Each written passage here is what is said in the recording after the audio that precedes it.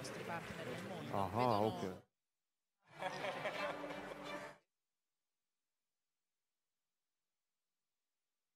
Donja polica.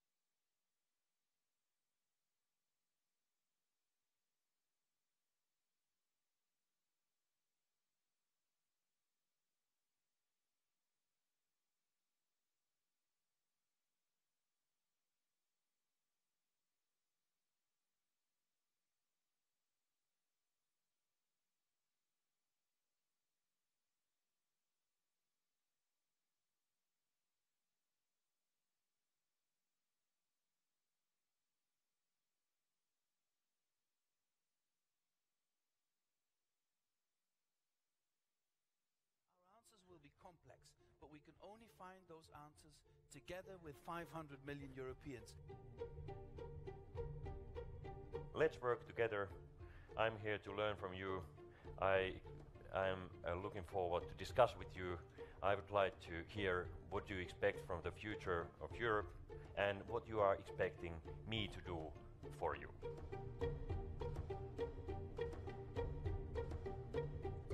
25 years ago, it was hard to believe that we'll be on this stage together.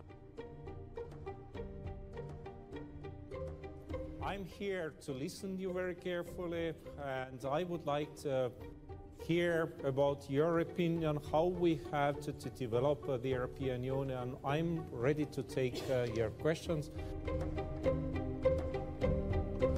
How can we make Europe more transparent? We need more content, we need to talk, we need to listen. We need to listen to your concerns and change the system on the basis of your concern.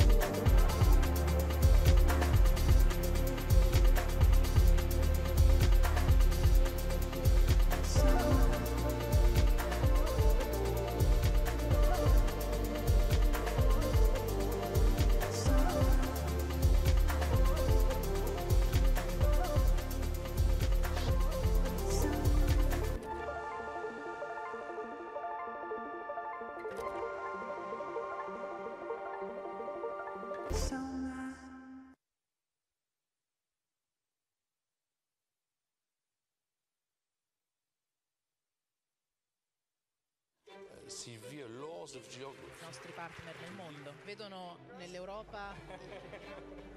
If we do not learn the beautiful art of critical thinking, has plans to relocate 250,000 refugees. La crisi economica di molti paesi. And how can we get their voice to be heard? To which extent are you going to engage further?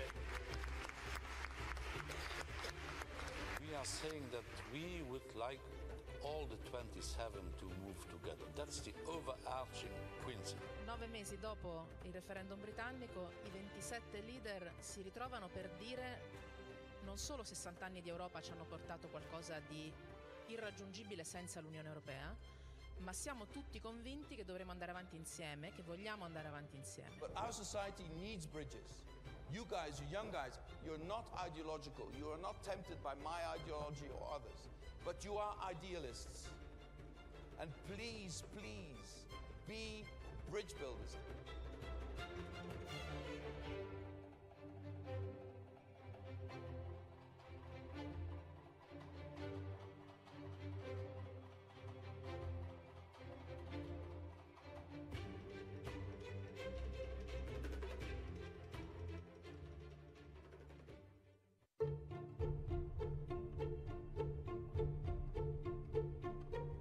Society is complex. Our problems are very complex. Our answers will be complex, but we can only find those answers together with 500 million Europeans.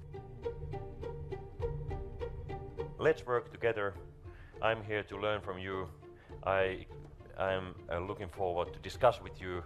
I would like to hear what you expect from the future of Europe and what you are expecting me to do for you.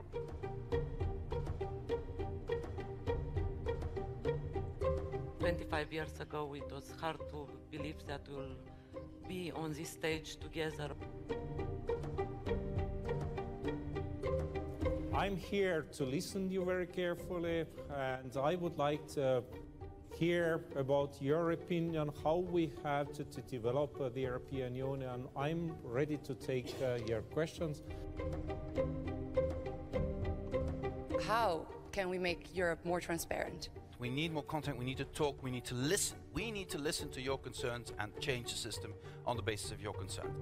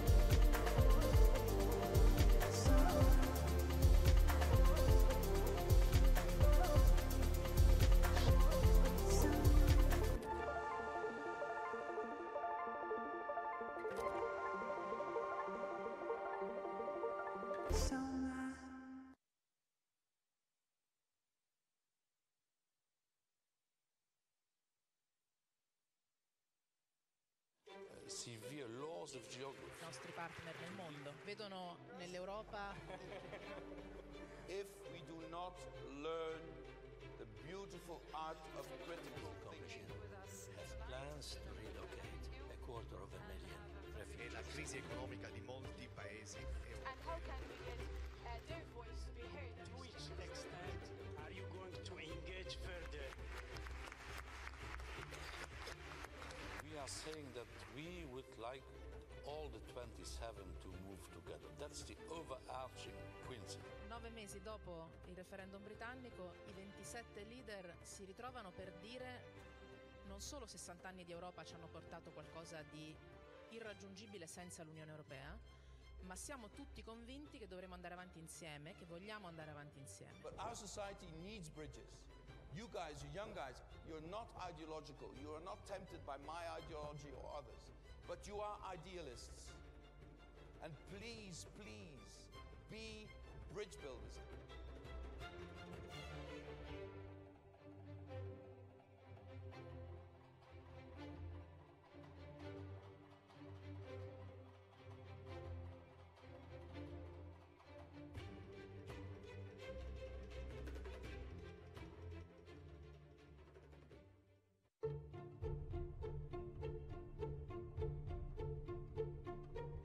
Society is complex. Our problems are very complex. Our answers will be complex, but we can only find those answers together with 500 million Europeans.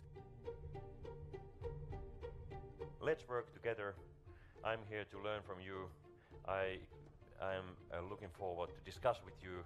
I would like to hear what you expect from the future of Europe and what you are expecting me to do for you.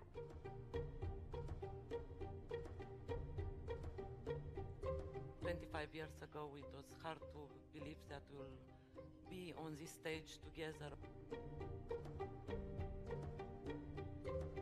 I'm here to listen to you very carefully, and I would like to hear about your opinion, how we have to develop the European Union. I'm ready to take your questions.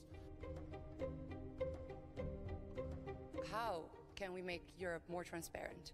We need more content, we need to talk, we need to listen. We need to listen to your concerns and change the system on the basis of your concern.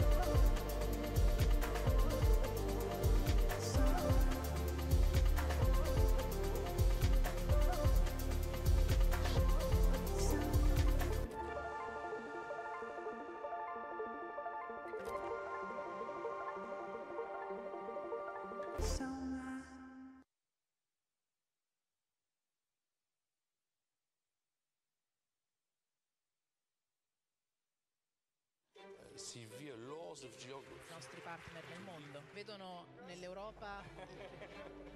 If we do not learn the beautiful art of critical thinking, has plans to relocate 250,000 e la crisi economica di molti paesi europei. And how can we get their voice to be heard? To which extent are you going to engage further?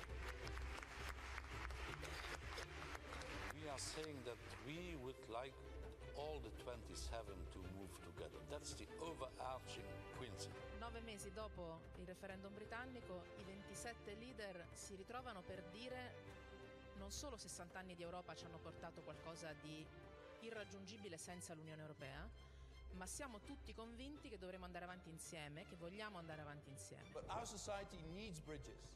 You guys, you young guys, you're not ideological. You are not tempted by my ideology or others, but you are idealists. And please, please, be bridge builders.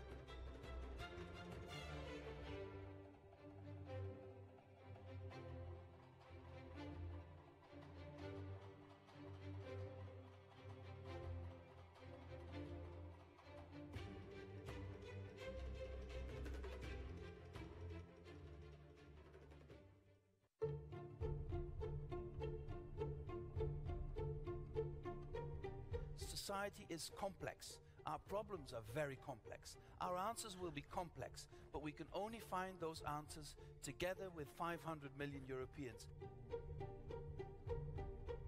Let's work together. I'm here to learn from you. I'm looking forward to discuss with you. I would like to hear what you expect from the future of Europe and what you are expecting me to do for you.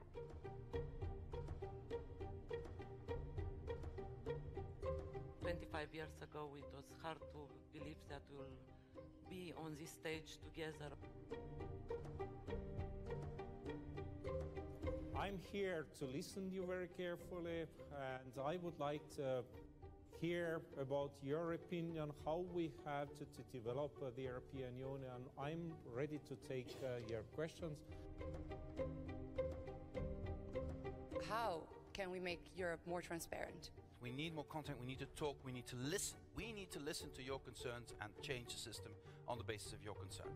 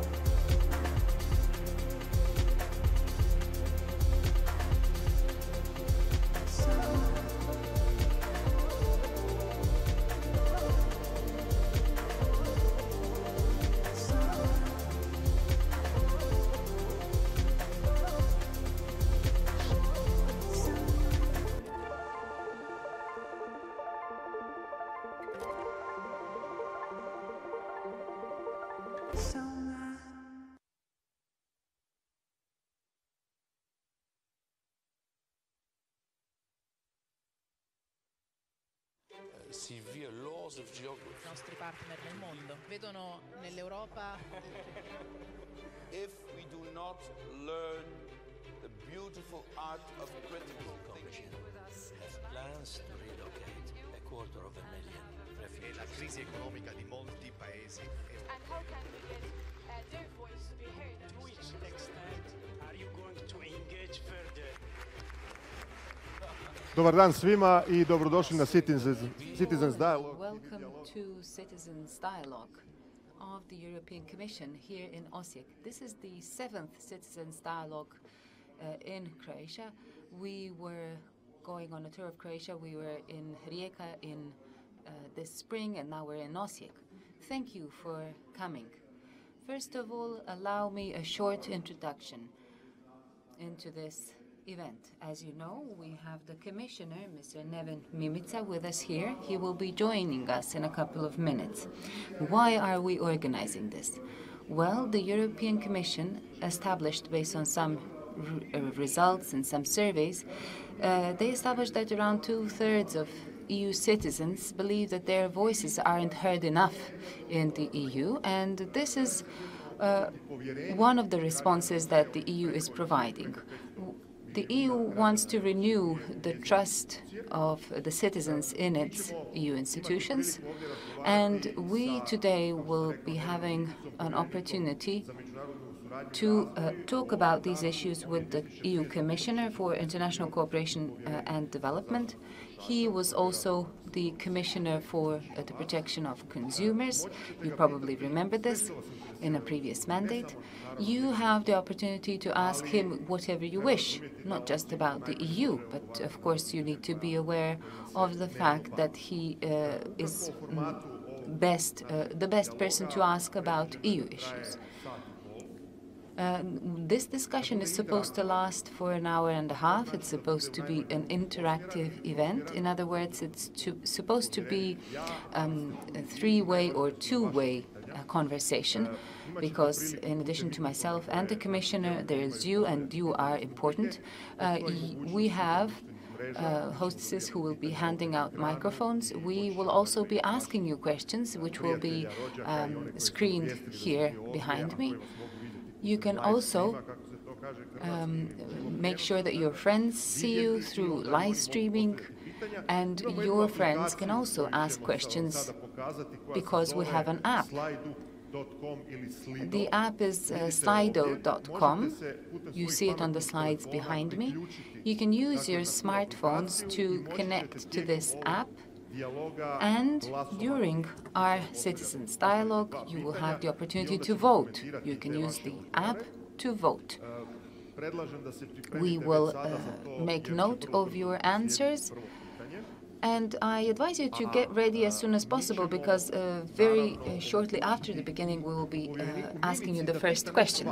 We'll also give Commissioner Mimica the opportunity to ask you questions. So you too, as the audience, will have an opportunity to answer and to get involved in the discussion.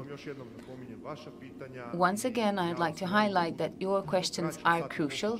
I'd like to remind you that this is a 1.5-hour discussion, so your questions need to be brief so that everyone will have an opportunity to speak.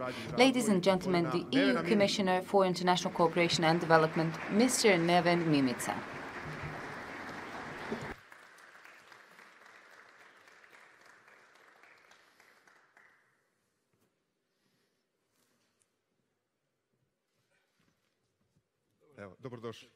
Welcome. Welcome to Osijek. Mr. Mimica,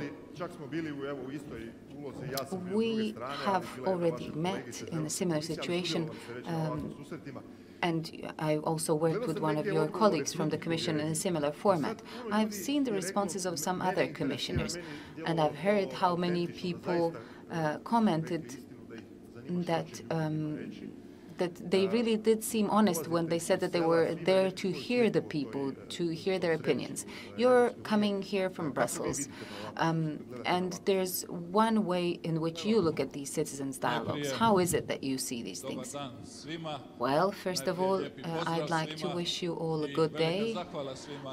Thank you all for coming here today as well. Thank you for deciding to talk and think about the European Union and its future, because that's what we all need. All of us who are part of the Union need to talk about how to make that Union stronger, more unified, more democratic. And that work starts right here.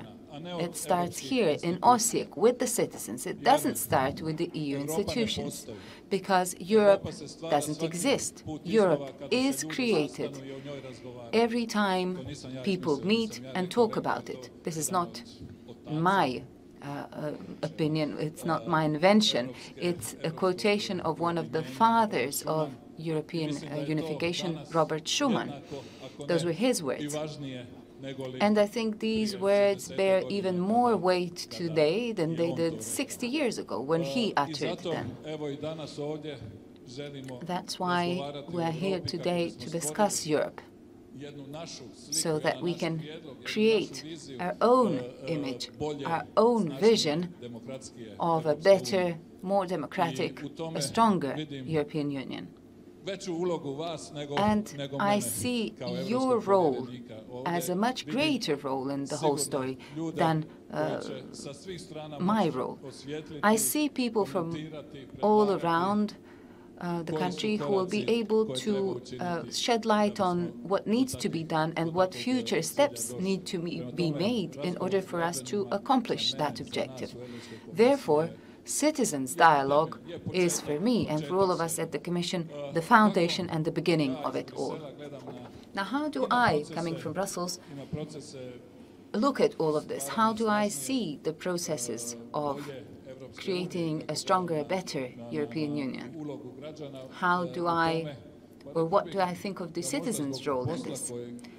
Well, perhaps due to the job that I have at the Commission, the fact that I am the International Cooperation and Development Commissioner, I am seeing this from Abidjan, Niamey, and some other places or towns and countries that I've visited for the past 3 years, and where I've spent even more time than I have in Brussels.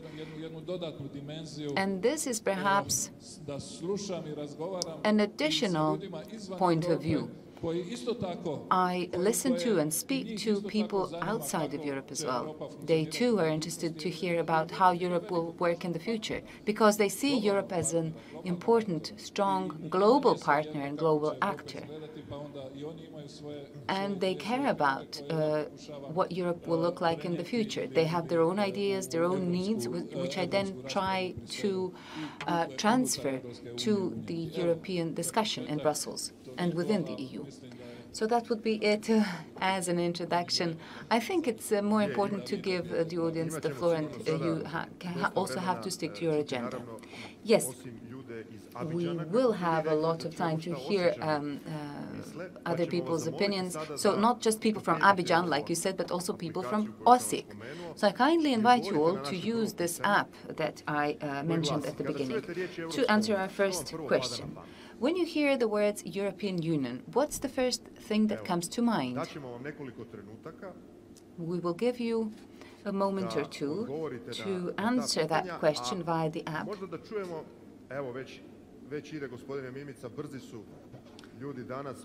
Well, Mr. Mimica, people today are quicker, faster, technology is fast.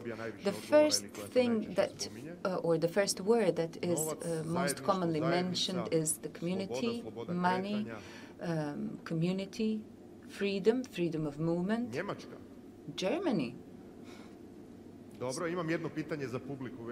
Okay, so I have a question for the audience now that I see your replies. This is interesting. Mr. Mimica, so as we can see, people keep talking about community, unification, freedom of movement. These obviously are the fundamental values based on which the EU was created. Would you agree with that? We'll see how the trend will develop. For now, we have 68 or 70 respondents. So obviously, the idea of community, of a unification is still alive. Is that the impression in Brussels? Well, I would be prone to agree. In fact, this is perhaps the first thing that will come to my mind as well. Or these would be the words. For me, perhaps together is the word that comes to mind first. Okay, so first it was a European community and then it turned into a union. Well, yes, but the union is in fact the word, or community is the word that first comes to mind to people if you ask them about the EU. This has formally been overcome because the European community has been renamed, not just in terms of its name, but it's also changed its format and content. In my opinion, everything we do and see in Brussels, everything we do together is important. Being together, I would say, is important, and that's the most frequently used word in Brussels, not just now, but lately as well. Based on that community or unification and the desire to build a stronger community, we are now building this project that we want to talk about today. Yes, but do you agree that the fundamental values were somehow at stake in the past few years with the crisis? I think that today we will have an opportunity to discuss that question. And before we do that, I would like to ask if there's anyone in the audience who would like to speak up, would like to come out of your anonymity.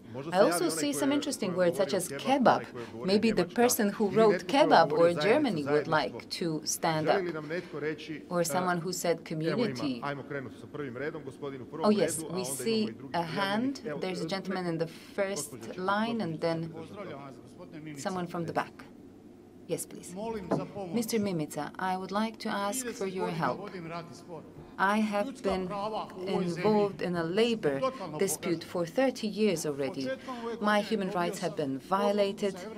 At the beginning of this year, I got a decision from the ECHR, and the Ministry of Finance has been avoiding to execute the decision of the ECHR. Why are people allowed to steal our money from the state budget, and yet I have not been paid my dues? I am a volunteer of the war. I defended the constitutional legislation of this country, and now I'm being trodden down as if I were a worm. This question doesn't fall into the remit of the role that Mr. Mimica has here today, but perhaps you as a commissioner could tell us about how the legal system in the EU works. Perhaps the ultimate court in such a case would be the European Court in Strasbourg. Well, if we want to create a stronger and more democratic European Union, then that union has to be founded on strong values. The rule of law is most certainly one of such values which has to be embedded in the EU as such. To what extent that is the case in each member state, or to what extent the rule of law is indeed rooted into the functioning of the EU, well, that is to be seen from comments like this. Obviously, there's some work to be done in some countries of the EU. Croatia has gone through a rather strict internal modification process. We've had to adjust our judicial system, all of the institutions as well. And we've done this to an extent that has enabled Croatia to accede to the EU. Now, the issue of good functioning of the judiciary obviously has been resolved, but this also goes to prove that there are not just cases, but people who do not feel that in their particular case there is a rule of law. All I can do at this point in time is to invite you to use all legal remedies you have at your disposal in Croatia. In the European system, from what I heard, you have used all your legal remedies. You mentioned that the European Court adopted a ruling. I assume it's the European Court of Human Rights in Strasbourg that you are referring to. But if I can help, I would like to talk to you in more detail later on and see if I can help you. Thank you very much. And now we will focus on our topic. We have a hand in the third row. There is a lady in the middle of the row asking for a microphone. Can someone please hand it to her? Very concrete question. Croatia has been part of the European Union since 2013, and according to the latest studies, it is visible that the majority of the Croatian people do feel this European identity and do feel part of the European Union. But as I work with people, with young people, and I'm from Slavonia, I can say that studies are one thing and reality is another thing. Quite a lot of citizens, especially young people who have stayed in Croatia, do not have this particular feeling of being a part of the European Union, of being rooted in it. And I wanted to ask you what the European Commission is doing to strengthen this feeling of Croatia being part of the European Union, of Croatian citizens being part of this union. How can they feel this European identity better? I hope I formulated my question accordingly. Well, Croatia's membership in the European Union started when the overall economic crisis, but also, I would say, the social crisis, as well as the institutional crisis within the European Union, was at its peak, or so to say, almost at its peak. At the time, Croatia's membership in the European Union came together with new opportunities of complete free movement of people, capital, and services, as well as goods. And this led to the fact that within the European Union, especially in Slavonia, there were cases of people leaving the country and looking for better opportunities elsewhere in Europe, but also outside of Europe. With better economic indicators and a better economic situation within the European Union as well as Croatia, the institutions of the European Union and the European Commission are trying to primarily focus on helping to create new jobs, more jobs, and focus on strengthening the economy in all member states. They're not doing so to prevent the free movement of people, but to motivate people to be integrated completely in their background, in their job background, as well as social background in their own countries. And out of that comes the strengthening of the European identity of citizens, citizens who are satisfied, who do have a job, who do have a salary, who are simply people with a perspective of economic and social growth within their country and environment. The extent to which this has been established or achieved, or the extent to which citizens really feel this identity, is certainly small. Even Croatia, with its growth rates that have been higher than within the last 10 years, and also with the economic growth in other EU member states, this still has not actually become part of the mindset of the European citizens. And I think that this is probably also preventing a strengthening of the awareness that with the European identity, together we can do more and we can expect more and also contribute more to the strengthening of the European Union as such. Thank you. Mrs., can I ask you something? You said you work with young people, so I suppose you work at the school or at a... Well, it's informally I work with young people, so to say. So do you think that the young people who maybe do not have big trust in the European institutions are not eager enough to get enough information on them? Well, there can never be too much information, but the fact is that we have demotivated youth, and we, the ones who work in the educational system, whether in the informal or formal one, have quite a lot to do when it comes to motivating young people to get information, and then on the basis of this objective information, decide on their career path and on what they want to do with their lives. This is our main task, not to teach them something, but to motivate them to make their own decisions. Thank you very much for your answer. I expected something similar. We have also seen words like downfall or money within our first vote being mentioned. Is there anyone else who wants to comment, maybe?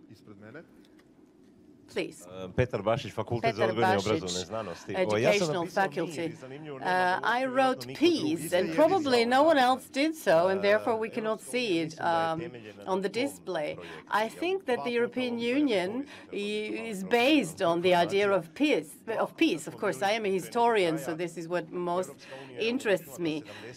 The European Union has enabled us to have a peaceful Europe, except for maybe our region, within the last 60 years, and the costs for defense policies has been constantly reduced, which meant that there was much more money for investing in development and so on.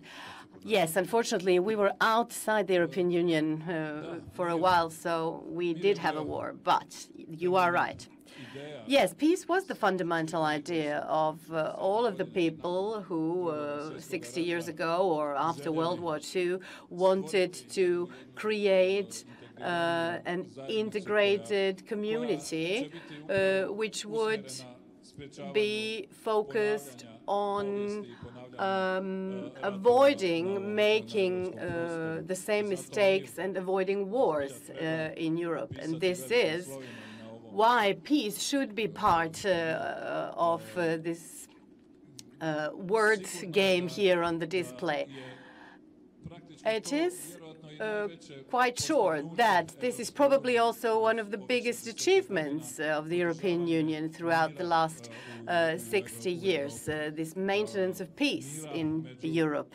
Peace between democratic countries and democratic systems, because often you will hear that there is peace, that there is no war,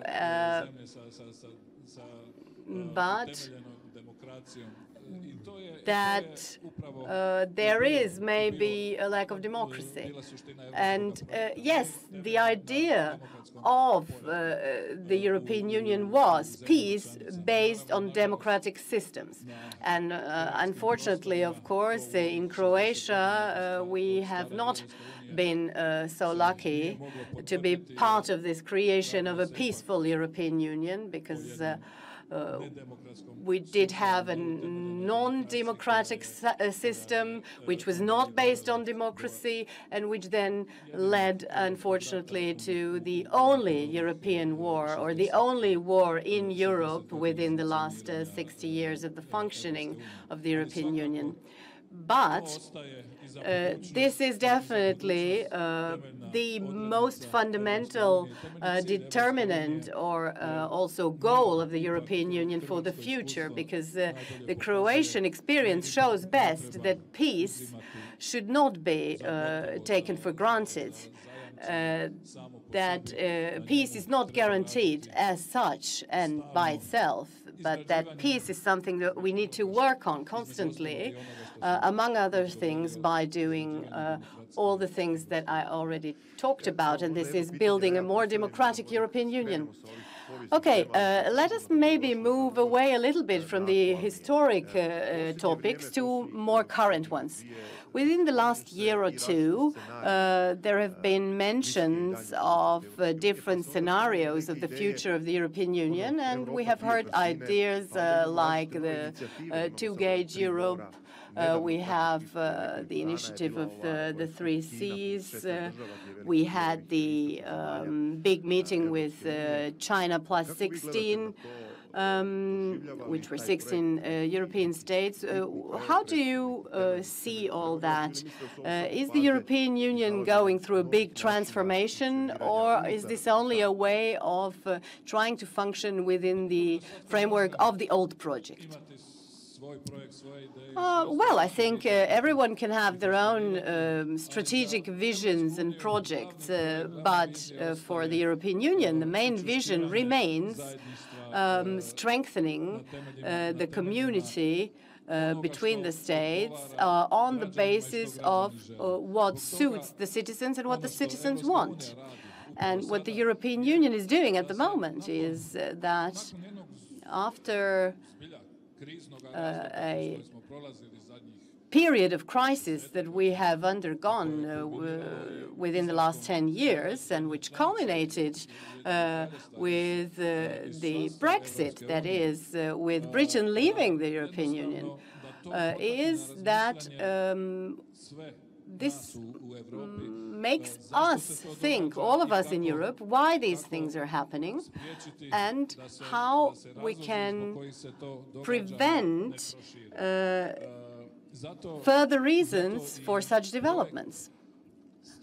And this is why this project of creating a stronger European Union is our common project. We all have something to do in this, and regardless of the fact what someone outside of Europe perceives as their strategic plans. Europe needs to talk about the future of Europe. The European Commission is not only involved in that dialogue and in these talks, but has also motivated such talks. We have presented particular ideas, not in a way so as to present recipes of what to do with maybe 16 of the member states. We have presented these as proposals for a debate and discussion on all levels of the European Union, such as this citizens' dialogue today in Osijek, but also within the European institutions. These 5 scenarios that were presented or proposed by the European Commission involve different varieties of possible regulation of the European Union, starting from not changing anything and having everything as it is, and going over to trying to change things within the framework of all particular projects, or also the possibility to just focus on the, let's say, economic component and the single market, and to maybe neglect the political projects. But there have also been European proposals, such as focusing on particular segments, which were to involve not all of the member states, but part of them. So the only scenario that we don't have is the scenario of dissolving the European Union. So these scenarios are actually open to discussion. They are open to change, and there will be a great European debate, which will hopefully generate a sixth scenario according to which the European Union might function in the future. This scenario is something that we are working on today in Osijek as well, and I would like to discuss with you and to see from this discussion how we can come about this sixth scenario. So I'd like to see what do you deem good, what do you think does not function very well, what can we do better, how can we better bring together the European Union and make ourselves a community. You practically made the question that I wanted to make. So I wonder, is there a comment from the audience, or perhaps would the audience like to offer a vision? Oh yes, there is someone right next to the camera. Hello, my name is Lana Meyer from the European House of Bukovar. My comment was citizens together. That's my association with the EU. I think that the civil sector and civilian initiatives have for years now been connecting Europe. I've been implementing different projects that wouldn't be implemented through the ministries. They simply won't go through them. I think that's relevant for the citizens as well. My question to you, Mr. Mimica, is whether or not you're aware at the Commission that Croatia doesn't perceive the civil sector as seriously as some other member states do, and what are you doing as the Commission to make sure that governments of member states seriously take the role of their citizens? I can tell you right now that citizens together is definitely the path that I would agree with. But obviously, it's our joint task to get as many such responses EU-wide. In the job that I do, I focus on developmental solidarity, on assisting underdeveloped countries in the world to reach the necessary level of sustainable development, to accomplish their objectives and our objectives of combating poverty. I mostly work with the civil sector, with NGOs, not just in the implementation of projects around the world, but I also work with them so that we can jointly define what projects can contribute to better rule of law and stronger democracies in underdeveloped countries. I wish we had the same thing EU-wide. At this point in time, I'm not exactly sure that we have the same level of civil sector involvement in internal movements inside the EU. However, as far as the European Commission is concerned and our colleagues within the EC are concerned, we've had a lot of discussions on the future of the EU. And we all agree that citizens' dialogue is, in fact, the foundation for getting citizens involved, both individually and through citizens' organizations. This is how we can get them involved in talking about the future of the EU, but also in accomplishing that future of the EU. That's why I expect the civil sector in Croatia to be even more involved in the discussion on the future and in the implementation and accomplishment of these objectives. Thank you. We have another question on the other side. Thank you. My name is Ines Novak. I am in charge of an organization that deals with the extra-institutional education of young people. I hope that you will agree that one of the preconditions for sustainable development and growth is education and training. However, if we look at Croatia, we know that we have been faced with an educational crisis of sorts, which is proven by the fact that the educational reform has not yet been implemented or hasn't even started to be implemented. As far as preschool education and the quality of kindergarten, Croatia also ranks poorly. So bearing in mind and adhering to EU's principles on equal opportunities for everyone and on active citizenship, how can we expect Croatia or Croatia's youth to be active and to head in that direction if we've not provided the foundation they need for that development and progress? Thank you. This is a very specific, perhaps even an internal Croatian issue. Yes, but internal issues, be they Croatian or any other member state's internal issues, are also European issues. And vice versa, European issues are also issues of each member state. However, education is undisputed, and this should be undisputed at the highest level of all priorities. This should be the utmost priority for each member state and a European priority, because the EU should then assist member states in implementing such educational systems which will allow the fundamental push that the society needs, so that the European society would develop in that way. The contents of educational programs are within national competence. It all falls under the subsidiarity principle. It's primarily a national mandate.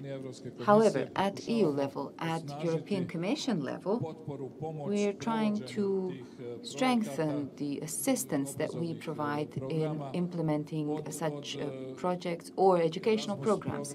That's why we have Erasmus programs, which facilitate trans-European overflow, if you will, of knowledge and of educational systems. In addition to Erasmus, we have other very specific measures.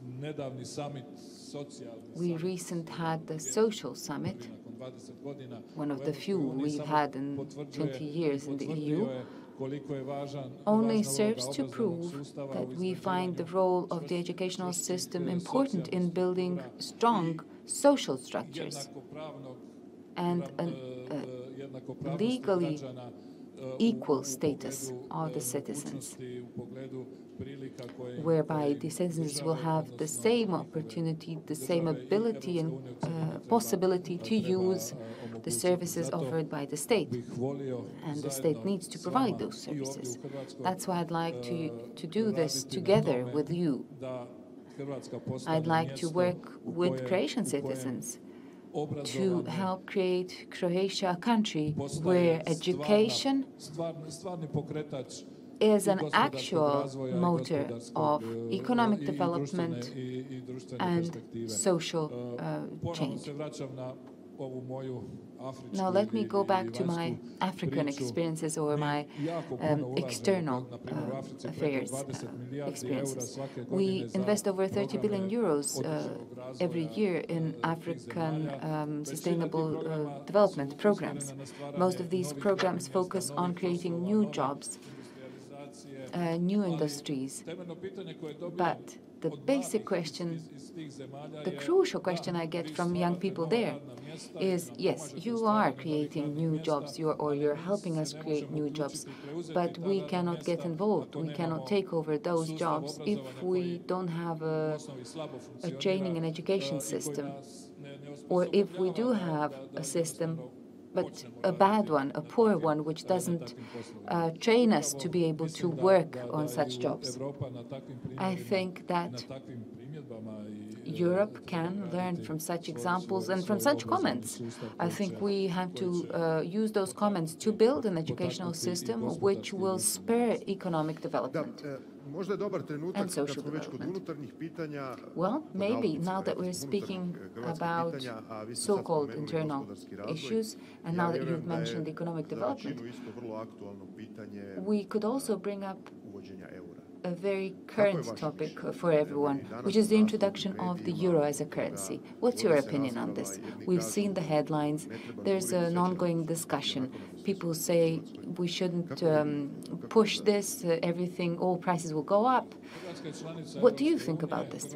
Well, Croatia is a member of the EU. Croatia, prior to accession to the EU, accepted all fundamental treaties of the EU. It also accepted the EU acquis, and one of the provisions of the fundamental treaties on the establishment of the EU is that EU member states will introduce and accept a common currency and will become members of the monetary union. Croatia accepted this clause, and it's even a contractual obligation for Croatia, if you will. There is, however, no deadline in the treaties as to when or by what date each member state should introduce the euro. However, there are some criteria which need to be met. If euro as a currency is to be introduced in a certain country, Croatia is on its way there. I can see that the debate is heating up. We also see some businesses making sure that they make the necessary amendments to their business, and they're preparing for the EU. I see some discussions on what the euro can mean for, or what it does mean for new members of the European zone, so of the European Monetary Union. I think that the way in which the debate is headed currently, or the way in which these things are discussed, is rather positive. It's taking us in a direction where euro will become a Croatian currency as well, or where Croatia will introduce a common European currency as its own currency. In my opinion, if we look at the pros and cons of the euro, all of this will take us to the same conclusion. And that conclusion is that the euro definitely has more benefits than cons. I wouldn't like to go into the details of the pros and cons, but yes, there are definitely several reasons or several specific conditions which could provide Croatia with an opportunity to grow in the Eurozone. It can be more economically successful. In fact, the European Commission, the day before yesterday, proposed a package of measures which should facilitate the inclusion of those member states that are not part of the Eurozone. Croatia, therefore, will be able to use pre-accession funds, if you will, to accede to the Eurozone in order to finance its structural reforms, which should then help it draw as much benefit from the euro as it can. Okay, let me ask you something about the Schengen. According to some estimates, we are quite close to the entrance point. The security agenda has somehow made or brought this into question, because we see the rise of borders in a way. Do you think that we will enter the Schengen zone? Do you think we'll have the free flow of people over borders? Well, based on everything we know and based on everything I can conclude from what I've heard, I am convinced that Croatia will, by the end of this Commission's mandate, or by the end of 2019, Croatia will be able to become a member of the Schengen zone, meeting the technical requirements for the Schengen area. And the procedure for evaluating the technical preconditions is nearing its end. So after that work is done, we will be expecting a political and other evaluations as to what the Schengen area will mean to Croatia. But I think that there, in the end, will be a political consensus for Croatia to enter the Schengen area after Bulgaria and Romania, at least by the end of this mandate. Thank you. Let's take a look whether or not we have any more questions from the audience after this discussion. Yes, we do. There's a question in the front row. My name is Doris. I'm from Vukovar. And we see on a daily basis people leaving the town because they're unemployed. We also see that unemployment has become one of the biggest problems of Croatia. What is your opinion? Do you think that Croatia is using everything it has at its disposal, everything offered by the funds, in order to adapt to globalization and in order to employ people who have been declared by the white paper as a technological surplus? Well, briefly, I don't think that Croatia is using all of the possibilities offered by the European Union or by the EU funds to create new jobs. However, preparations, adaptations and modifications that need to take place could be done so that in a relatively brief period of time, significant amounts of funds could help Croatian economic development. The fact is that due to years of economic crisis,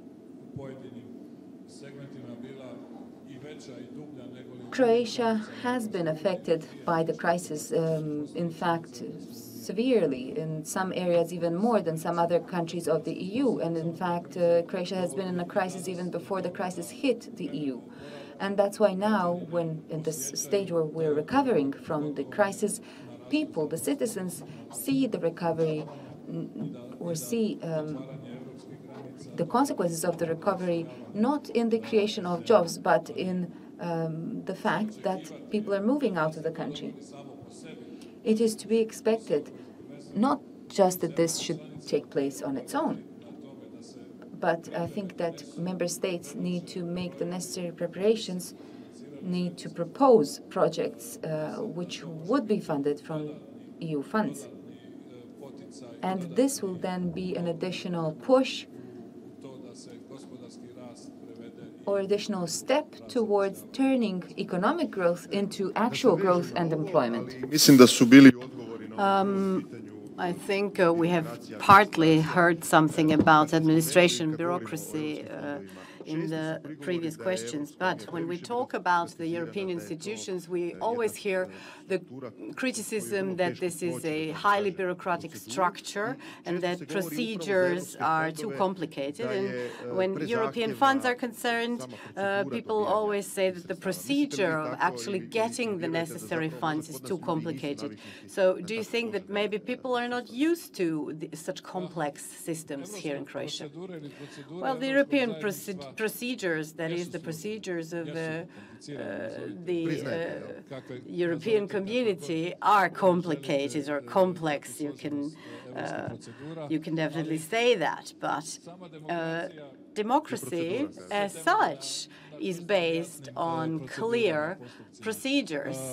So this is when talking about European funds, but also other provisions and procedures of using funds that were granted. This is a network and a system that is not easy to go through, but the fact remains that 80% of potential beneficiaries quite easily manage these systems and complex procedures and structures. But due to the fact, of course, that they have been members of the European Union for, let's say, 60, 10, 12 or 14 years, and some others have only been members for 4 years. So there is certainly a way and a possibility to find your way through these procedures, who are, of course, not God-given, but are given by the hand of people. Certainly, some of these procedures may need to be simplified, even after 2020, in the new financial perspective. So these procedures will need to be tackled, and they will be made more flexible. But in the meantime, in Croatia, and as I can see, the preparations are getting better. There is a way to find your way through these procedures and to get a quick decision on how to use funds. Let's take a question from one of the social networks. How do you imagine Europe in 10 years? A question by Srđan Keđerić. Well, in 10 years' time, I think that we not only need to agree on and implement one of the scenarios, or the sixth scenario that I've mentioned, and I think more than that, this scenario needs to be showing in 10 years that Europe with 27, 28 or even more members will be able to confirm its history of a strong community, of strong integration, and a history that shows that together, integrated with synergies that are generated by this community, you can achieve something quicker, better, and more efficiently than you could as one national state. 10 years is quite a long period of time. We are in times of quick changes. Things change very rapidly, and the European Union will have to adapt to such changes and developments.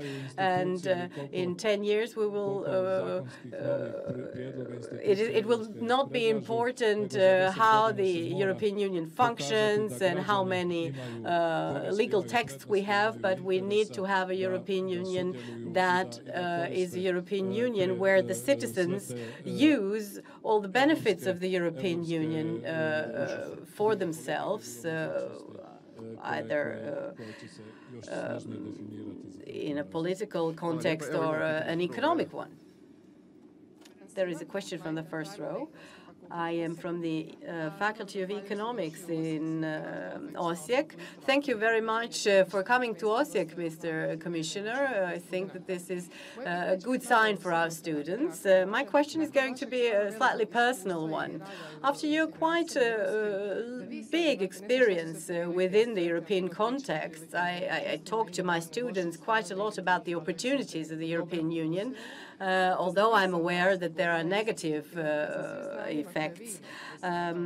With all the knowledge and experience that you have gathered when it comes to European integrations, what would you do and which opportunities would you create for yourself?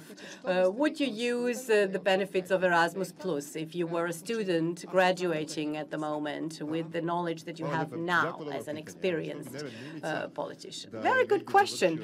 What would Neven Mimica do had he graduated from university now with all the knowledge that you have? Well, I have spent all my career, all my professional life in public administration, so to say, later also in politics. And I think that for a new, stronger European future, if I were to take part in it from the very outset of my career, I would not repeat the career I chose. I think that a more integrated, stronger and more unified European Union provides much more opportunities to the ones who want to work on their own entrepreneurial projects, who want to get involved actively in things and projects. So, for example, talking about startups, someone who has a good project and wants to promote it through a startup, partly with their own money and maybe partly with European support and European funds. This is definitely, I think, a path that would make me more satisfied in this case than the one that I have actually chosen. Of course, provided that things are functioning in Croatia as well as the European framework. But I am convinced that this is going to be the case, because things are functioning and procedures are functioning in a big part of the European Union. And the economy is functioning in a big part of the European Union. So the advice would opt for entrepreneurship.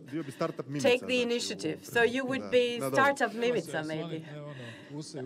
Yes, you should try to really trust yourself and put your faith in yourself and your strengths. Okay. We have another question.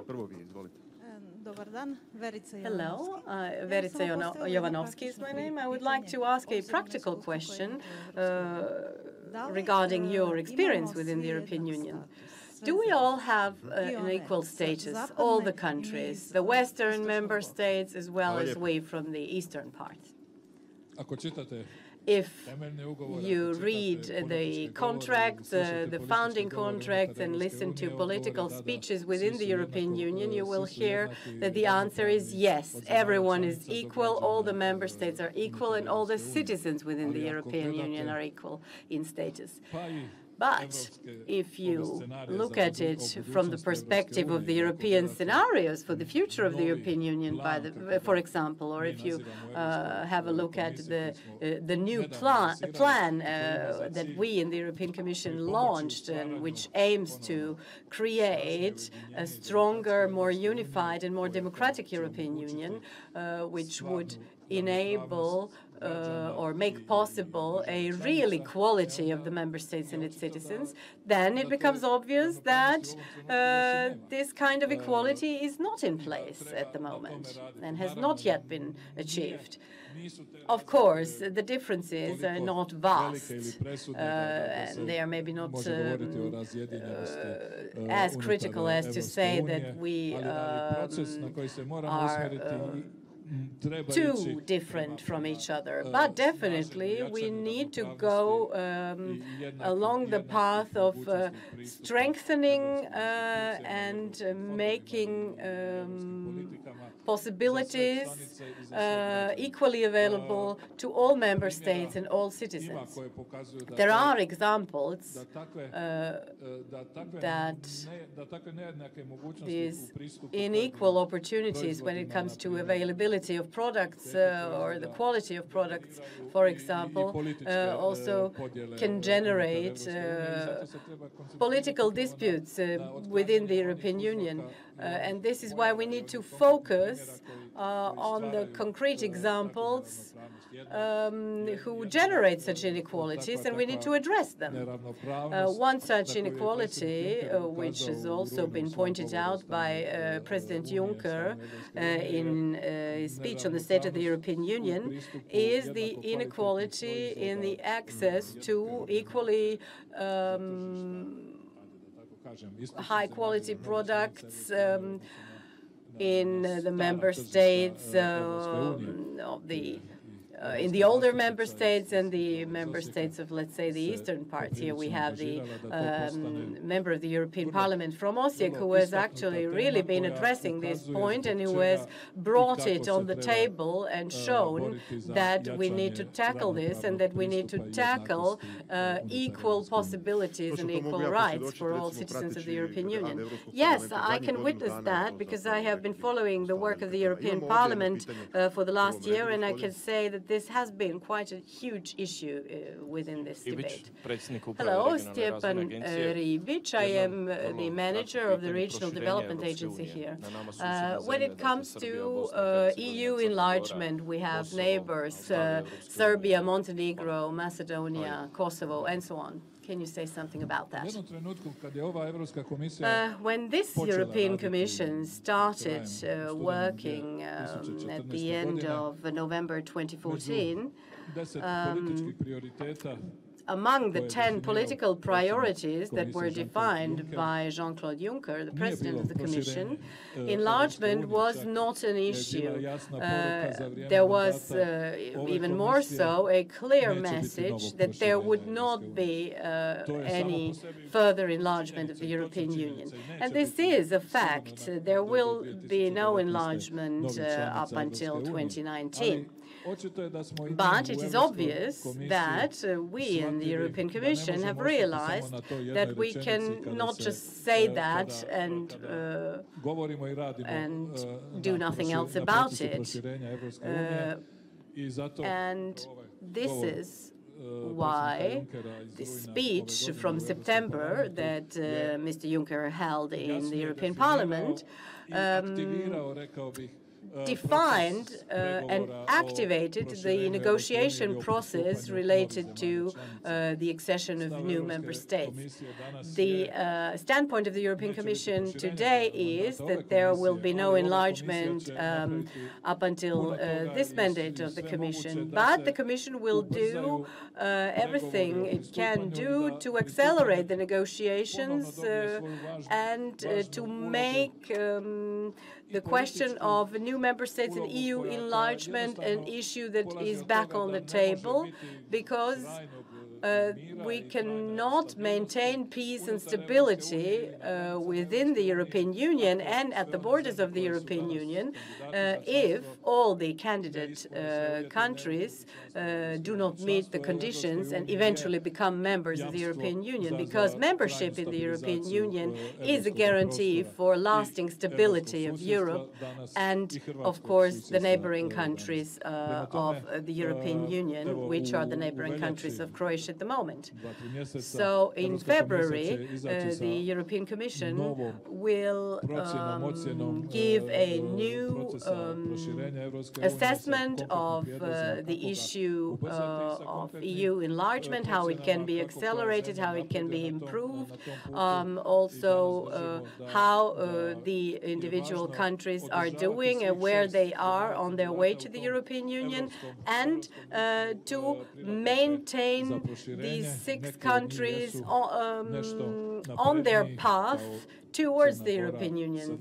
There are some who have made more progress, such as Montenegro and Serbia, for example, but it is also important to activate and motivate, especially Bosnia and Herzegovina, Macedonia, and to bring European integration processes back on the table in these countries, so as for all the 6 candidates to become members as soon as possible. For us in Croatia, this is definitely a guarantee that everything that happened in the 90s will not and cannot be repeated. Thank you very much.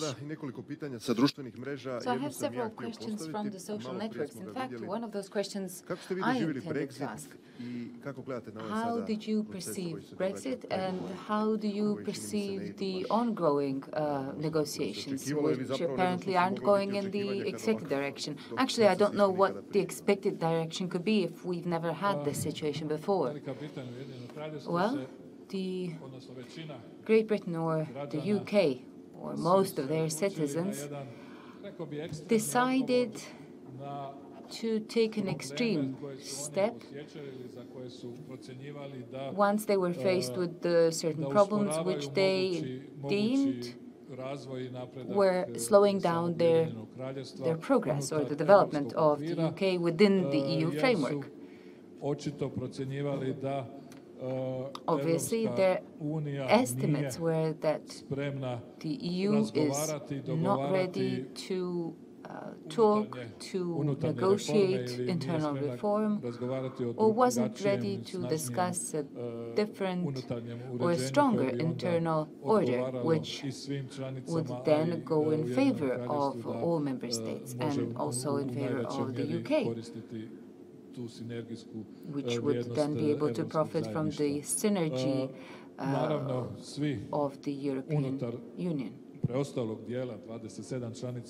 All other remaining 27 member states regrettably had to accept that decision of the majority of UK citizens, but they also had to respect the will of the majority of the UK citizens.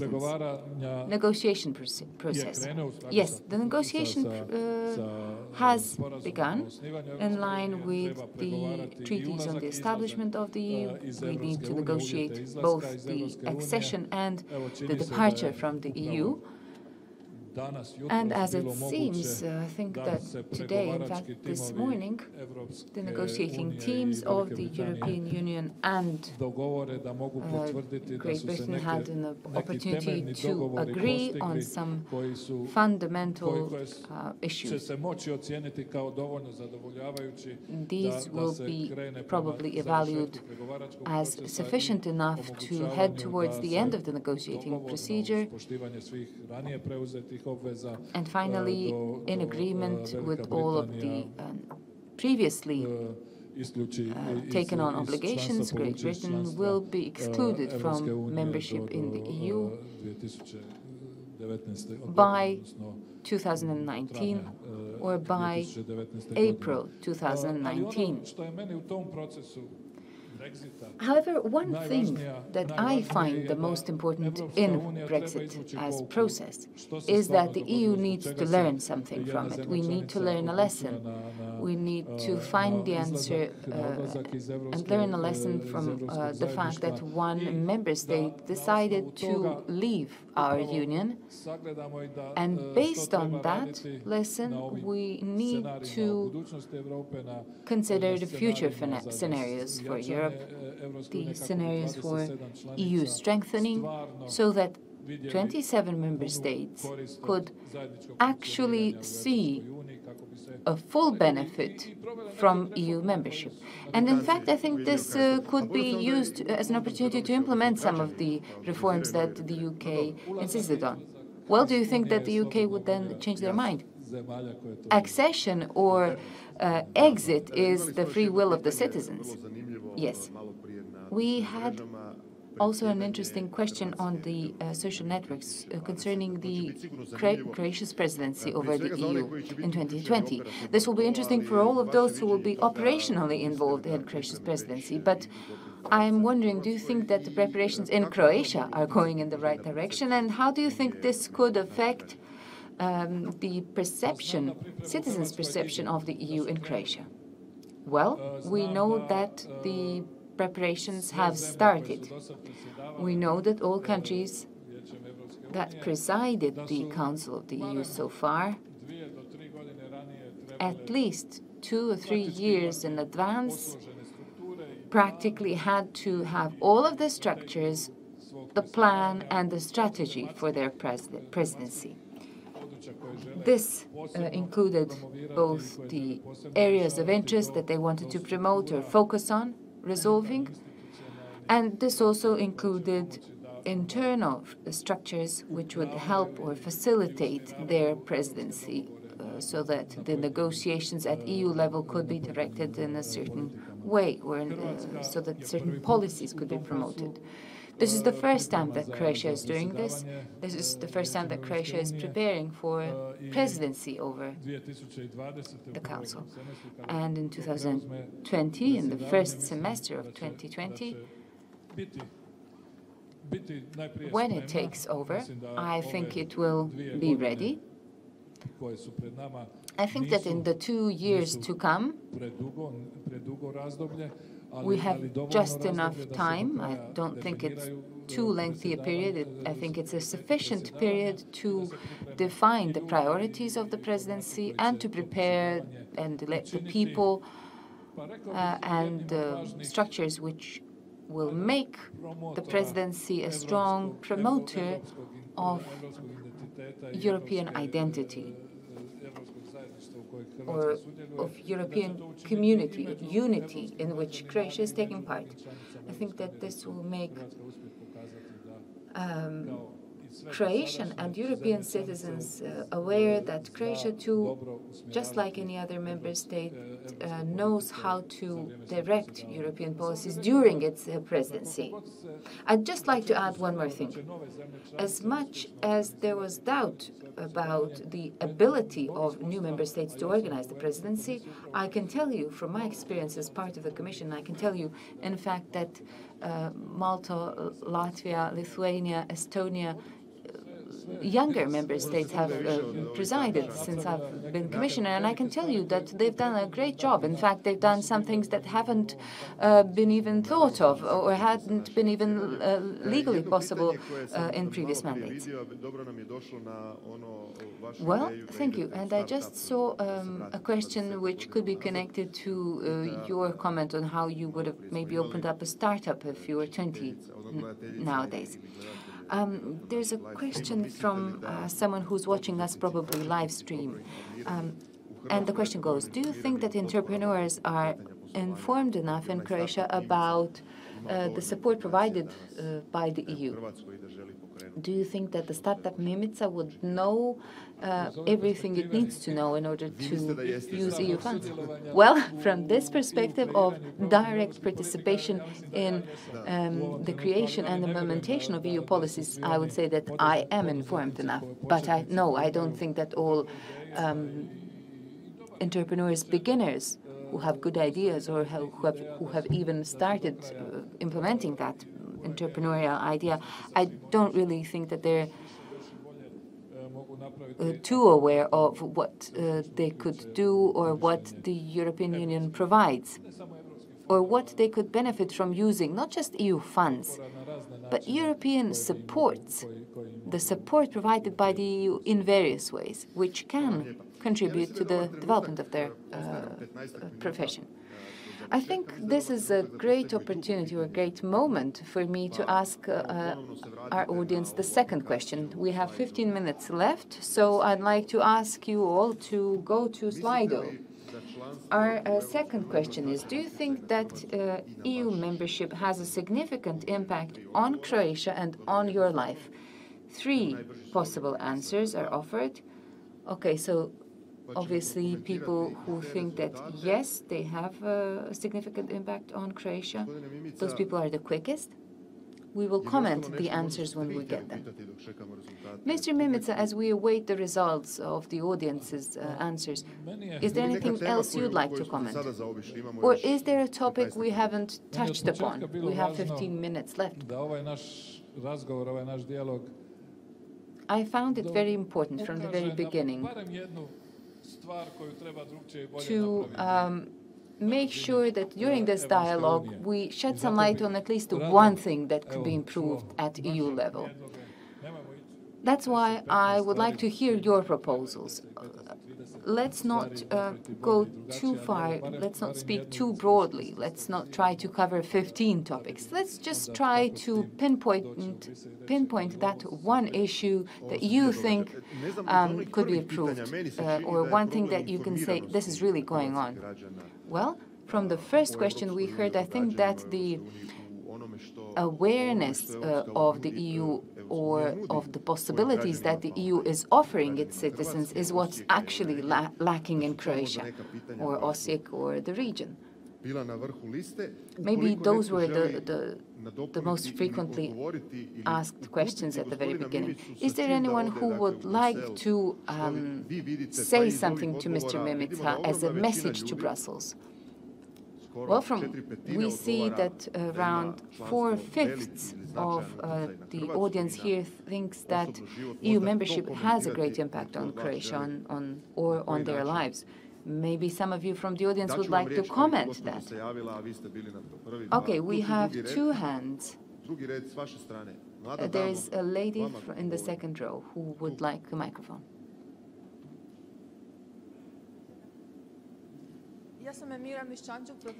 Emira Miščančev. I'm a professor. I teach at the high school in Slavonski Brod. And I actually wanted to ask Mr. Mimica concerning this issue that you mentioned, information and awareness raising on EU in Croatia. I think it's a huge problem. Do you think that the work of MPs and commissioners is sufficiently transmitted here in Croatia? Because people are not aware of that. Croatian national television, HRT, which we all co-finance as citizens, doesn't have a single show dealing with the work of the European Parliament or with the work of the European Commission, especially during those crucial hours of the day when people mostly watch TV. We don't know enough about the EU. Are you aware of how our authorities keep track of EP's work, or are we going to have to wait for the parliamentary elections for your awareness campaigns to intensify? Well, I agree. Information levels or awareness-raising levels on the EU as such and on its functioning is insufficient. And its functioning is directly related to the way things work in Croatia as a whole. I haven't seen any specialized shows or programs on TV specialized in terms of the EU or EU events or the way that the EU functions. And I would agree that, in fact, I have the same impression. I think that Croatia doesn't pay too much attention to informing its citizens about the EU. I think that the overall perception of Croatia's citizens are that someone over there in Brussels is doing something that Croatia will, one way or another, have to accept and implement. But in Brussels, it's not that someone working on something. It's also Croatia. Croatia has its representatives there, and they too are working there. On a daily basis, we have over 200 meetings in Brussels where EU member states have their own representatives from different fields of work, take part in different meetings of the Council, of working groups, and they co-create new legislative proposals or procedures and so on. So in Brussels, it's not that distant or unknown someone, European citizen or a Brussels citizen who works on something without any awareness of Croatia. It's Croatian representatives who work there on these issues. But yes, there's no awareness about that, and I don't think that this has been marketed enough in Croatia. I think that there is room for improvement in that area. In fact, the future of the EU, if it's to have a future and if it's to have a true transmission, or if it's to be transmitted, or if it's to reach all citizens, then more work needs to be done, because people need to be aware of the fact that they too have a say and that they have a benefit to draw from EU membership. Yes, you have the floor again, gentlemen, but please be brief.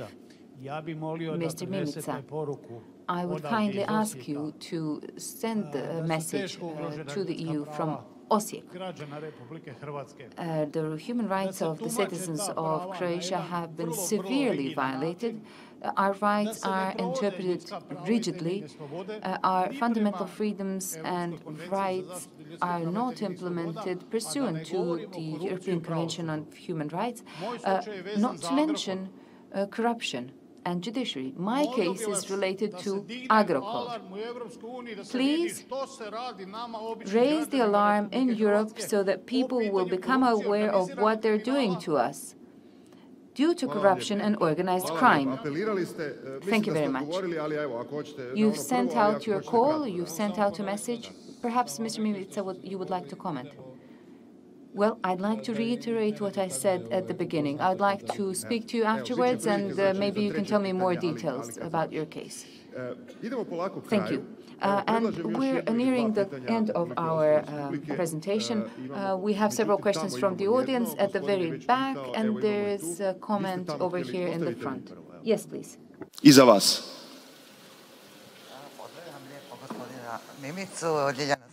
Hello, I am from the Faculty of Law of the University of Osijek. I would like to defend this question of citizens being informed. I have to say that in Croatia we have 13 or 14 European documentation centers, and these centers are at the disposal to all the citizens, and I am part of one of such centers, and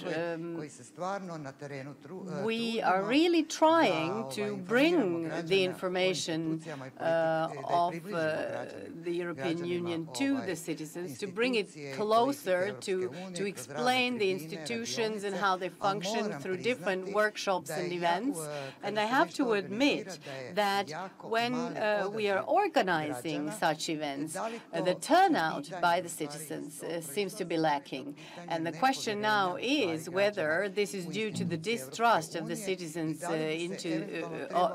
when it comes to the European institutions, or whether we need to have much more presence in the media, so the documentation centers, because we are part of the Europe Direct network, and throughout the European Union there are 400 of us. So maybe they're not being promoted well enough in the media so as for the citizens to know that they can turn with their questions towards these centers, and that we can inform citizens concerning their rights and the functioning of the European Union. Yes, this was also a comment, but you can comment on that shortly, Mr. Mimica, of course. I'm afraid that citizens, not only in Croatia, are a little bit passive when it comes to looking for information on the European Union, and that we still have the situation that information need to be brought to the citizens, not to say served to the citizens, that they need to be disseminated among the citizens. When I was Minister for European Integrations during 2001, 2, and 3, we started with these information centers on the European Union. We had 30 locations throughout Croatia where we had, so to say, newsstands where we were expecting Croatian citizens would come and look for information on the functioning of the European institutions and policies and the European Union as such.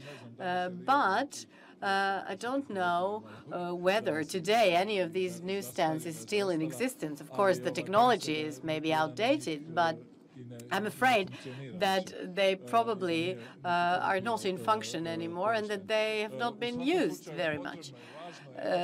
So it is important, of course, to inform citizens, and the European documentation centers are a very important part of informing citizens.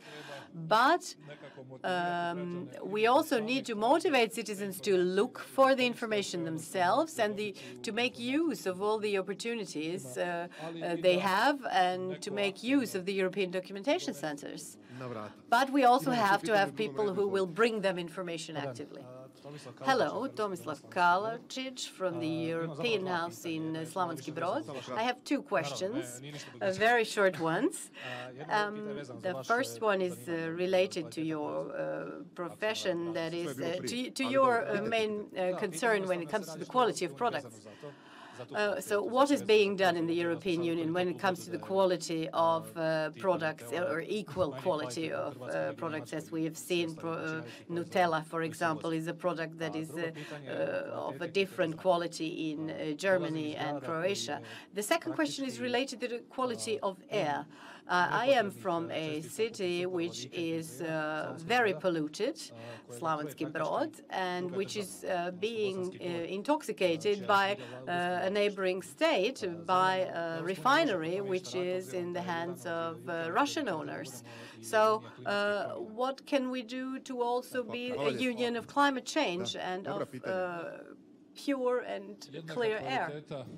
Yes, equal quality for and equal products for all European citizens is definitely an issue that has become a political issue also when it comes to equality within the European Union as such. And I think that we can expect and know that we can expect that the European Commission will very soon address and regulate this question much more in much more detail when it comes to equal quality of products for all citizens, for example. A few years ago, when I was Commissioner for Consumer Protection, we launched this issue, and I think that now we have put this question into the center of the public debate, but we have not been able within this year, a year and a half, while I was commissioner, to address it well enough and to make clear to all the stakeholders that it is not only a question of the ingredients of a particular product, but that it's also a question of the equality of the citizens in the European Union. So it needed a little bit more time to raise awareness on this issue and to bring it to the level it is now and to bring it to a level where it will be regulated with legislation, which is about to happen. Also, there are, of course, already pieces of legislation in place regulating within the European Union standard criteria for the quality of air, for example, and this is one of the big obligations of the European Union that has been addressed and is one of the main criteria when it comes to the protection of air pollution. But the realization is within the competence of the member states, which means that every member state needs to take the necessary action to protect the quality of the air within their territory and to actually have air quality levels that are prescribed and regulated by EU legislation. Of course, in Slavonski Brod, the case is obvious that this is a neighboring country which is actually affecting the quality of the air in Slavonski Brod. And I think that that we need to do much more, and that this should not only be an issue between Croatia and Bosnia and Herzegovina, but also a question for the European Union. So we need to put this issue also in a context of the pre-accession negotiations of the neighboring country, that is, the neighboring countries. So we need to equally respect ecological standards also in the pre-accession stage. That is, in the pre-accession stage, these ecological standards need to be addressed. Thank you very much. Our time is up. I will give you a few minutes to draw a conclusion. What are you taking with you from Osijek, and what are you going to share with your colleagues? You said that you wanted to hear something new, that you wanted to see how people perceive the European Union. Well, shortly, my impressions, not only impressions, but also what I'm going to take with me here to, of course, all the colleagues who are concerned with the work on a better future for Europe. The first message is inform us better on what the European Union is actually doing, what it means and what it can do. Help us concretely within the framework of concrete supports for projects, for development projects, entrepreneurial projects, which can generate jobs here in Croatia and Slavonia and Baranja, and which would then, of course, affect favorably the freedom of movement of people and lead to the fact that people do not leave Slavonia.